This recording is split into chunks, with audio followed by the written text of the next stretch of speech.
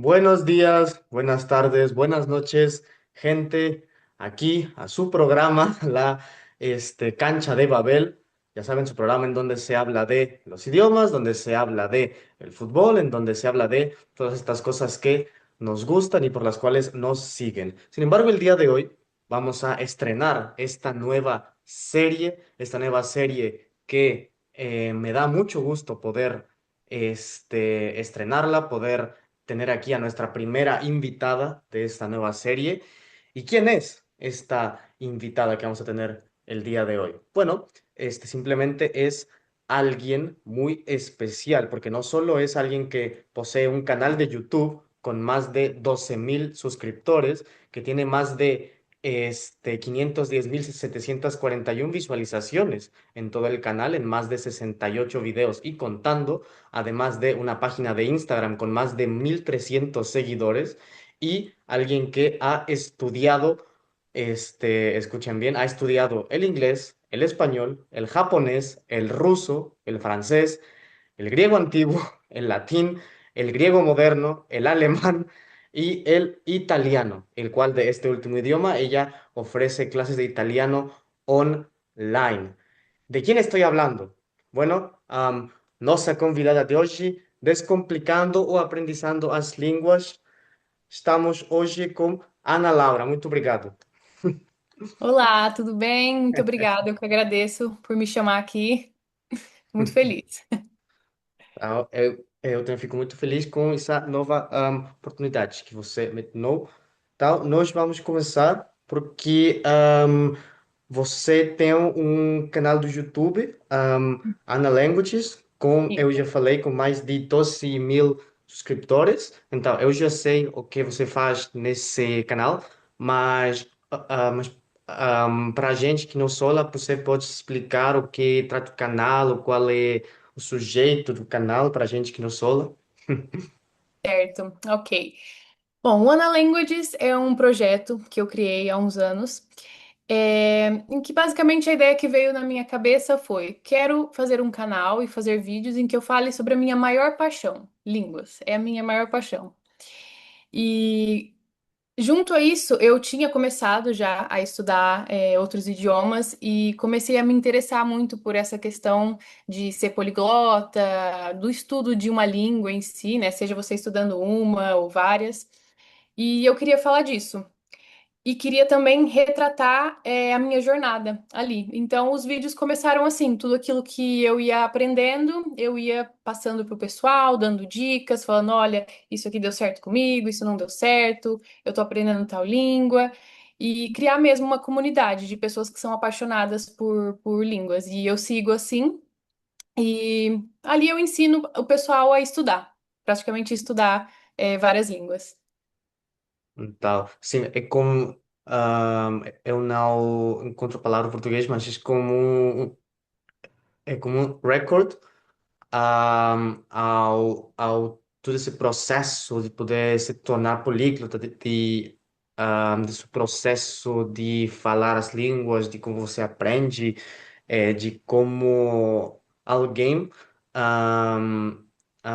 desde sua casa pode aprender sem necessidade de ficar na aula, de ficar na escola especializada das línguas.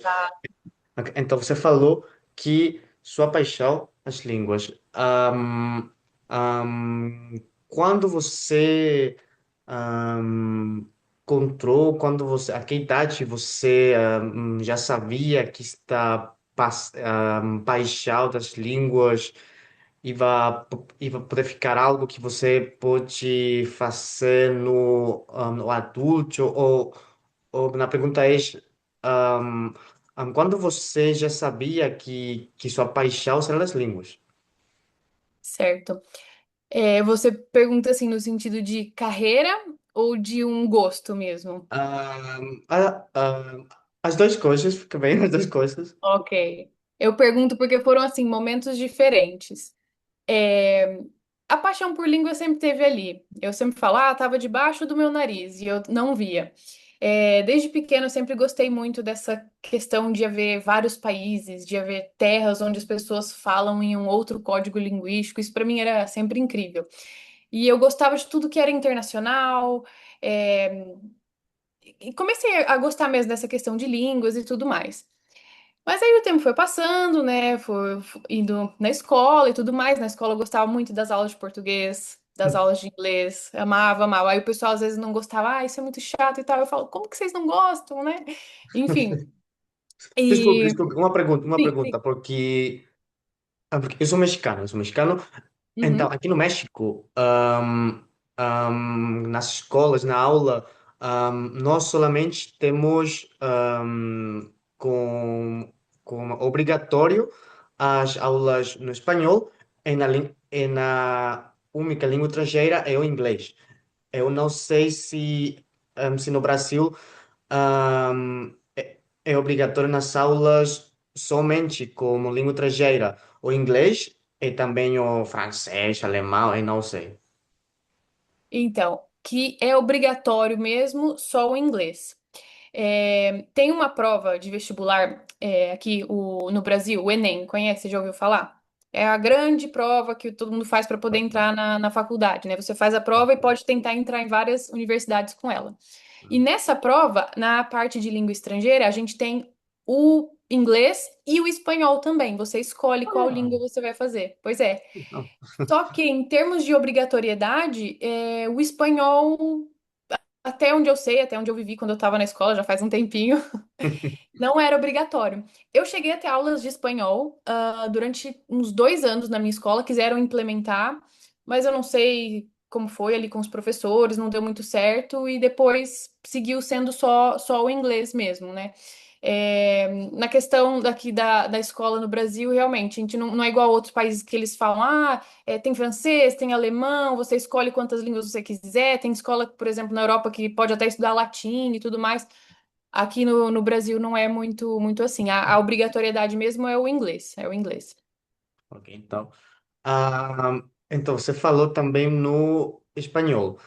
Sim. Então, para mim, que eu sou falante nativo do espanhol, o aprender português foi muito mais fácil a comparação de aprender o inglês, o alemão ou de francês, que são as línguas que falo. Mais que nada por a similitude que tem a língua portuguesa com o espanhol, mas quando eu falo com uma gente que fala espanhol e elas aprendem português como língua estrangeira, eles falam que, que na maioria dos casos, para a gente que fala espanhol, é muito mais difícil aprender português em comparação a gente que fala português e que quer aprender espanhol. Ah, sim? Mas sim, porque eu acho que isso acontece porque na língua portuguesa vocês têm muitos mais sons, muitas mais expressões que compartem com, por exemplo, como francês e como alemão, por exemplo, isso é esse som de Ah, R, e, e também outras coisas, mas no espanhol é um pouco como o italiano, que a pronunciação é mais linear, né? sim, sim. Então, quando você, não sei se você já é fluente no espanhol, mas quando você tentou aprender espanhol, qual foi sua experiência como espanhol? Então, o único contato que eu tive com o espanhol foi na escola. Quando implementaram, eu tinha uns 13 anos por aí. E estudamos ali por uns 2 anos, 1 ano e meio, já não me lembro muito bem, mas foi bem pouquinho. E lá está, eu gostava, porque era uma matéria em que eu estava aprendendo outra língua, mas, assim, eu É, não sei como é aí no México, mas aqui no Brasil a gente reclama bastante disso. O ensino de línguas nas escolas em si não te ensina a falar o idioma, a ter mesmo o idioma para você usar. Eles te ensinam para você poder fazer as provas, poder fazer os vestibulares. certo, sim. Então, você estuda, mas você acaba não aprendendo. E como eu tive um contato muito breve com o espanhol, hoje eu não sei quase nada mesmo. E aí, o que que aconteceu? Eu segui com o italiano. E quando eu comecei, eu aprendi italiano, né? Foi depois do inglês, foi a língua seguinte que eu aprendi.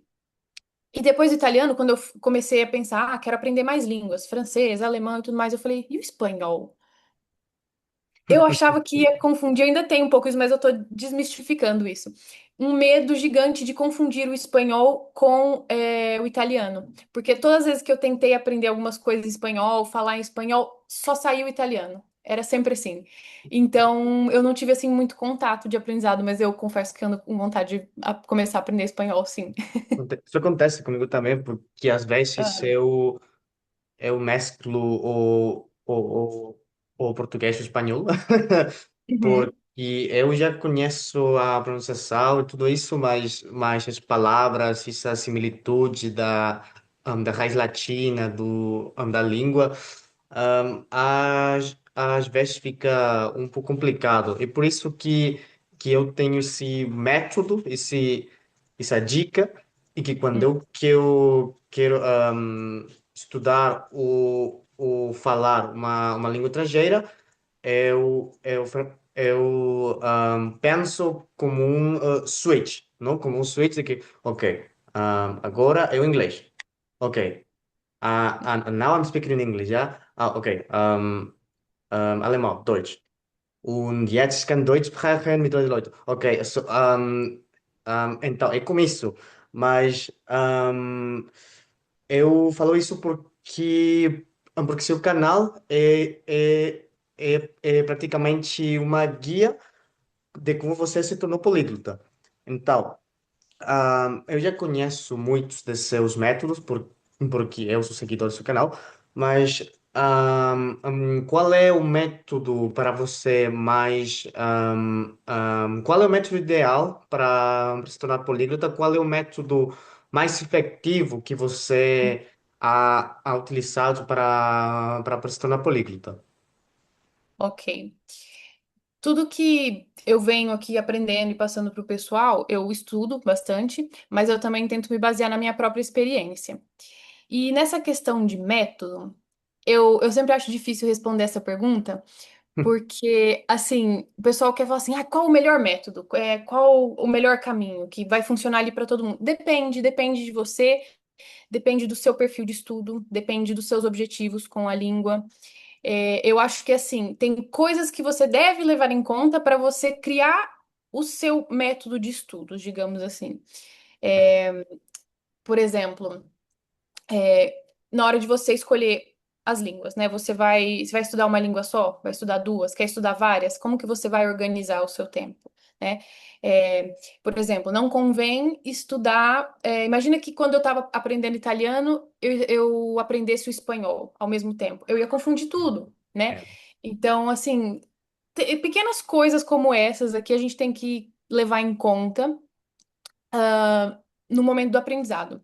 Uma coisa que eu sempre falo para o pessoal é não tenha pressa. Não queira fazer as coisas correndo, fazer da maneira mais rápida, mais fácil. E aí tem muito daquela coisa, aprenda sem estudar. O que que é estudar, né? Qual será o conceito de estudar?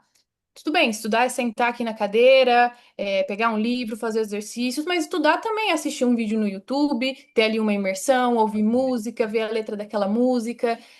Tudo isso é estudar, porque estudar é absorver conhecimento, e você está absorvendo conhecimento, seja das coisas mais divertidas até nas mais sérias, do tipo, peguei um livro ali didático, estou vendo a gramática e tudo.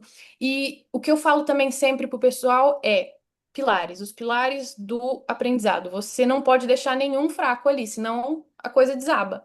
Então, sim, você vai ter que aprender a gramática do idioma, mas você vai ter também que treinar muito a sua escuta, você vai ter que treinar a sua fala, é tudo uma questão ali de pilares, né? E também tem aquela coisa, né? O pessoal fala, aprenda sem estudar gramática e tudo mais, mas não é estudar gramática aquela coisa chata. É quando o pessoal fala de estudar gramática, imaginam o estudo mais chato do mundo, mais tedioso, que até algumas pessoas, inclusive, gostam. Eu gosto bastante de estudar gramática, eu admito. Mas tem N formas de você fazer isso, né? De você conhecer. Porque o que que é estudar gramática? É conhecer a língua, é conhecer a estrutura da língua, é saber como é que ela funciona. Por exemplo, você fala alemão, você sabe muito bem que se você não tivesse aquele conhecimento da gramática, por exemplo, dos casos, essas É um, declinações, essas coisas todas, é como um você ia completo fazer? inferno para um completo inferno para mim que faz isso, um completo. é uma das piores experiências da minha vida, porque os casos, a pronunciação, a estrutura. Eu não sei se você assistiu a Star Wars, a Guerra das Galáxias. ah, a gente alemão fala como Yoda, porque, Ah, porque as frases, o sujeito e o verbo não é como o português, como o inglês, é tudo no outro lado. Então, sim. exato. Então, você falou de o sujeito de aprender as línguas ao mesmo tempo. Um, eu já falei com outras pessoas políglotas, e a maioria da gente concorda que ou aprender várias línguas ao mesmo tempo pode não ser a melhor opção, que pode ser contraproducente. Então, eu sei que você tenta, você se aprende várias línguas ao mesmo tempo. Qual é a sua experiência com esse método que para a gente pode ser não efetivo, mas que para você sim é? Ok. Assim, quando a gente vai aprender uma língua ou línguas, você tem sempre que pensar, a primeira coisa que tem que pensar é qual o seu objetivo com aquilo? Por que que eu estou aprendendo X língua? Né? O que que eu quero atingir com isso aqui? Pessoas como eu, aqui no meu caso, que eu aprendo várias línguas, gosto de estudar. Isso aqui tem a ver com o ser um estilo de vida. Eu gosto do ato de estudar essas línguas. Claro, quero falar mais pra frente, gostaria de fazer provas de proficiência, mas assim, eu tô curtindo o processo. Então, eu tenho consciência de quê? De que vai demorar. Por exemplo, esse ano eu comecei fazendo a seguinte técnica. Cada mês eu tô colocando uma língua como prioridade. Começou com o grego, depois foi pro alemão, aí depois veio o inglês, depois o italiano, para eu focar, dar um foco total naquela língua. E nas outras, o que que eu fiz? Fui mantendo, consumindo coisas, né, vendo, é mais assim, imersão mesmo, sabe? Para manter. E o que que eu coloquei na minha cabeça? Que, olha, eu não vou subir para um nível muito alto nessas línguas. Por quê? Porque eu estou dividindo o meu tempo, eu estou dividindo a minha energia. Então é isso que a gente tem que ter em conta. Agora, se você me vira e fala assim, ah, mas eu preciso aprender tal língua porque daqui um ano eu quero estar morando em tal país e quero estar trabalhando lá. Então, realmente, eu vou falar, olha.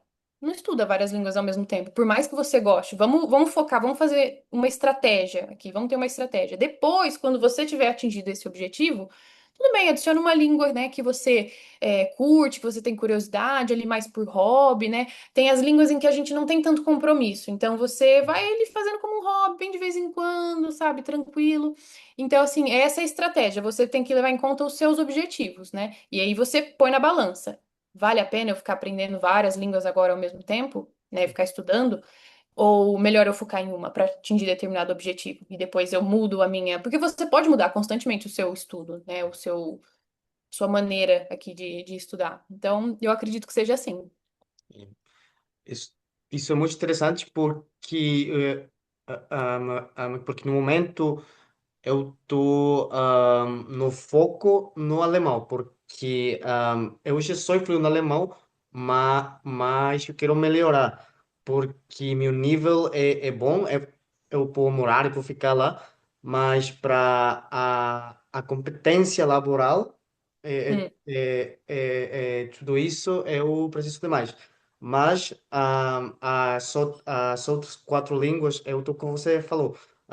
Eu estou estudando música, eu estou consumindo conteúdo, eu estou mantendo esse processo de aprendizagem e do mantimento, né? Então, hum, então você falou disso, mas eu também já he falado com muitas pessoas de Brasil, de Portugal, então vocês falam a mesma língua, né? sim.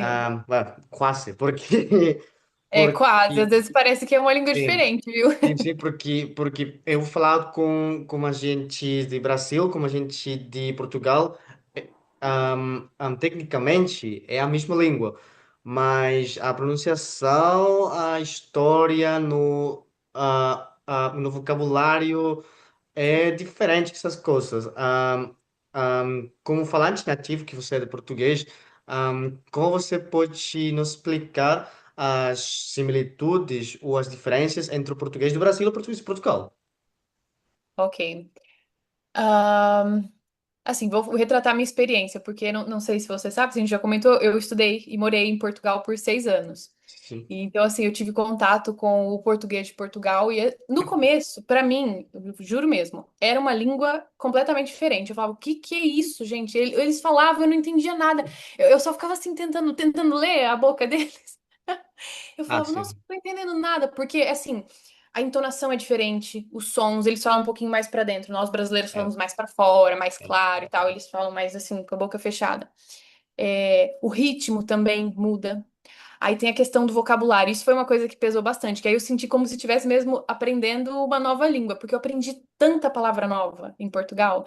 É, e o que que Casa de acontece? banho. Exato, casa de banho, né? Casa de Casa de banho. banho. Autocarro, em vez de falar Au, ônibus, o au, autocarro. eu acho também é o telemóvel, né? Também telemóvel. Exato, Telemóvel. telemóvel. Não. Não, Então, não. essas, Que essas fala, meu palavras Deus do aqui, céu, a gente que fala isso. pois é, pois é. Não, e essas palavras aqui, ó, que a gente acabou de mencionar, isso que eu ia falar, uma coisa que aconteceu. É, para fins de comunicação, de ter a melhor comunicação possível lá com os portugueses, eu troquei algumas palavras no meu vocabulário. Eu não falava mais celular, eu falava telemóvel. Eu não falava mais banheiro, eu falava casa de banho. Eu falava que ia pegar o autocarro e não o ônibus. Começou a mudar isso. Então, assim, foi um fenômeno linguístico ali que eu observei e achei, nossa, incrível e tudo mais. É como se você meio que quase está aprendendo uma outra língua. Mas, claro, a gente tem mais coisas em comum do que coisas diferentes. Mas era mesmo um português bem diferente. Tanto é que os brasileiros que todo brasileiro que chegava lá tinha dificuldade para entender. Mas o engraçado é que os portugueses não tinham tanta dificuldade para entender os brasileiros, porque eles estão mais. Primeiro, porque tem bastante brasileiro lá, cada vez mais vão brasileiros morar em Portugal, né, fazer a vida lá. E em termos de cultura mesmo, a cultura das coisas que as pessoas consomem, os portugueses É, consomem mais coisas brasileiras do que os brasileiros consomem coisas portuguesas. Acontece sim. muito disso. Então, os portugueses estão mais acostumados com a nossa linguagem. Nós não estamos assim com a deles. Mas, enfim, foi muito legal, foi uma experiência incrível. Mudou o meu português um pouco. Aí eu voltei para o Brasil, né? Aí eu senti que deu também uma diminuída nos meus vocábulos portugueses e tudo mais, a maneira de falar, mas ainda hoje eu reparo coisas que eu falo que eu vejo que não é aqui no Brasil que eu aprendi. Foi lá e ficou na minha fala. É muito interessante isso. E eu vejo que é verdade porque o pessoal aqui no Brasil repara, tipo, por que você fala assim e não assado? Em Portugal se falava assim, eu peguei o jeito de falar. É muito engraçado, mas acontece. Sim, sim. Porque você fala gelateria ou lugar de outra palavra que eu não lembro, mas você falou de uma coisa muito importante, a quantidade das pessoas brasileiras que moram no Portugal, porque eu olhei um vídeo, um documental na BBC Brasil, onde eles falavam sobre que, que agora, desde 2024 ou 2025, que a gente no Portugal começava a falar com os términos, com palavras brasileiras, que eles começavam a adoptar o linguagem brasileiro no seu vocábulo. Então, já que você morou no Portugal, esse fenômeno é verdade. Esse fenômeno que a gente de Portugal começa a falar com as pessoas brasileiras. É verdade isso. É, acontece. E tá acontecendo bastante, inclusive nas escolas em Portugal. Quando eu estava morando lá, eu já tinha até ouvido falar sobre isso. As mães, assim, reclamando que os filhos estavam, por exemplo, consumindo bastante coisa, né, do Brasil, por exemplo, vídeos no YouTube e tudo mais. As crianças viam linguagem, né, do português brasileiro e a criança está sendo alfabetizada, né? E aí ela começava a incorporar aquilo no vocabulário muito mais facilmente do que um adulto, né? Criança faz isso muito mais fácil do que um adulto.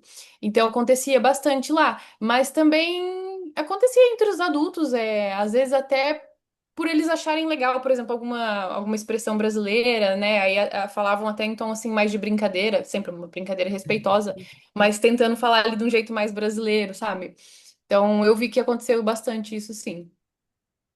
Tá, isso acontece um pouco no México também, que como o México é similar no Brasil, no caso que é um país enorme, que é um país muito grande, que então eu não sei como é a experiência dos brasileiros com o sotaque ou as expressões dentro do próprio Brasil, Hum, que é, ahm, eu não sei, por exemplo, alguém de São Paulo falar com alguém de Curitiba, por exemplo. O Brasil é um país enorme, é um país multicultural. Como é que essa multiculturalidade ahm, afeta eu esqueci uma palavra. Como é que essa multiculturalidade se relaciona com a língua portuguesa no Brasil? Como é que as pessoas das cidades diferentes podem se falar e se elas se compreendem? Porque, por exemplo, aqui no México, alguém de uma cidade do norte é de uma cidade do sul, é complicado que eles compreendam o que outra gente fala, porque as expressões, o sotaque é muito diferente. Como é no Brasil isso? Então, no Brasil, a gente tem uma variedade muito grande de sotaques, né? Porque, como você disse, o Brasil é enorme mesmo. Então, de norte a sul, você vai vendo tantas coisas, não só a variação nas regiões, né? Que tem norte, nordeste, sudeste, mas nos estados, né? Entre si. Uhum. E, assim, em termos de compreensão, sim, as pessoas compreendem. Sim, com certeza. Mas é uma coisa parecida ali com a questão de Portugal. Às vezes sai ali uma palavra que você nunca ouviu na vida e você fala, o que que é isso? Né? Ou expressões, modos de falar, né? A gente fala muito de modos de falar. Aí a pessoa fala, mas o que que isso quer dizer? E a questão, assim, do sotaque, na questão de som mesmo, do sotaque, isso não é uma coisa que atrapalha, não. É uma coisa que, assim, a gente identifica logo, tipo, opa, essa pessoa é lá do Nordeste, né? Ela fala, a É. gente fala assim, ah, tem uma fala mais arrastada. Ou então, ah, aquela pessoa ali é de São Paulo, porque ela fala, por exemplo, porta, em vez de porta, né? Aí tem do Rio de Ele é Janeiro, que fala carioca, não tudo porta. isso, O sim. carioca fala porta. Né? Aí, por exemplo, dentro do estado de São Paulo, a gente tem dois, né? Por exemplo, que eu sou do interior de São Paulo, eu falo porta, com esse R assim, igual do inglês, né? Porta. Mas na cidade de São Paulo se fala porta, uma coisa mais parecida com o italiano, por exemplo. É. Né? Mas tem bastante variedade mesmo, mas dá para se entender, sim. Ahm, eu não quero ser esse tipo de pessoa, mas qual é o sotaque mais feio do Brasil, na sua opinião?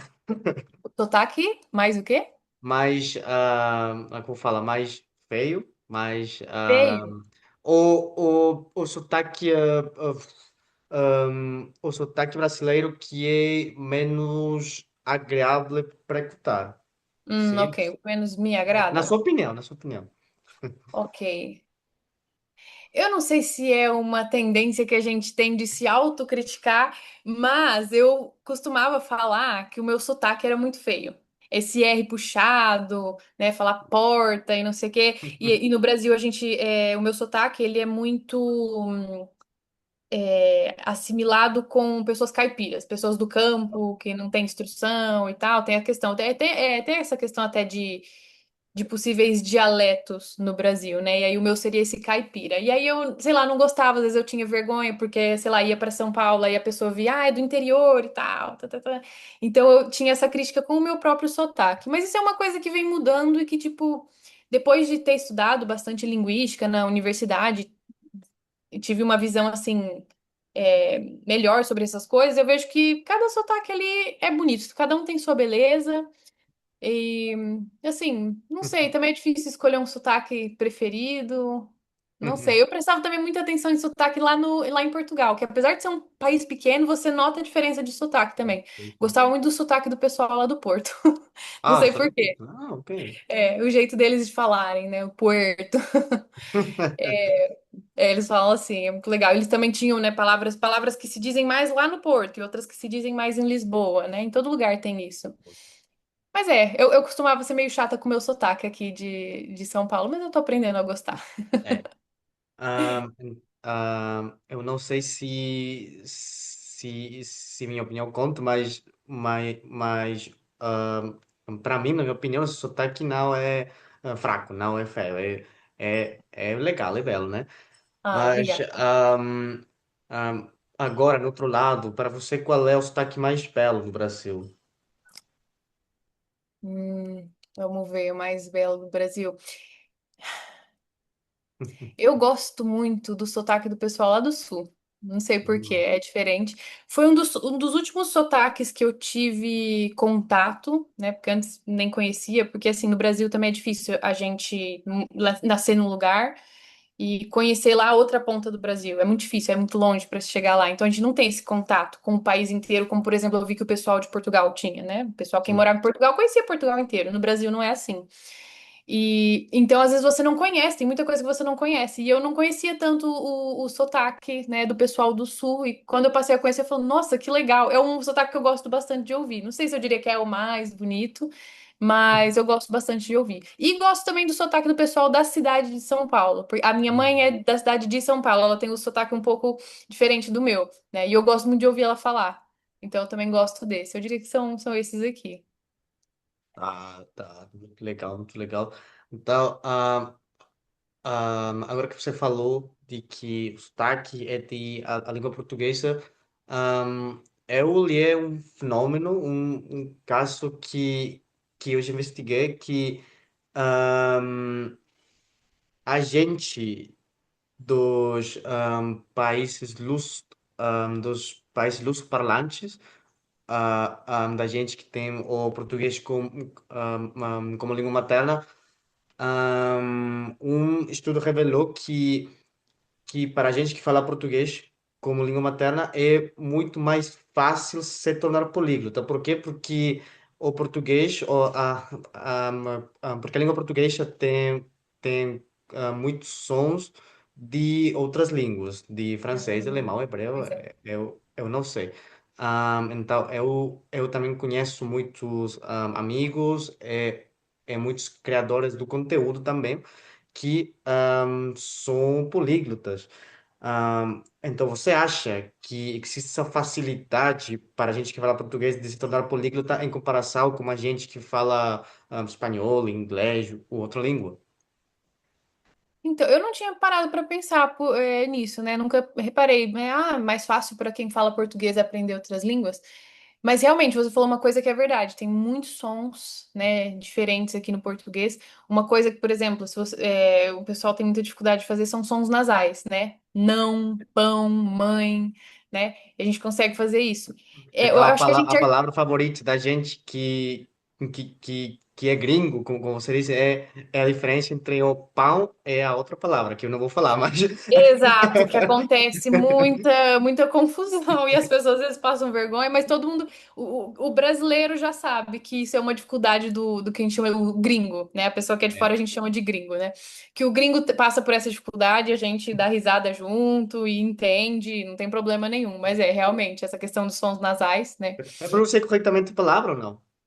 O quê? Se eu pronunciei corretamente a palavra como somação ou não?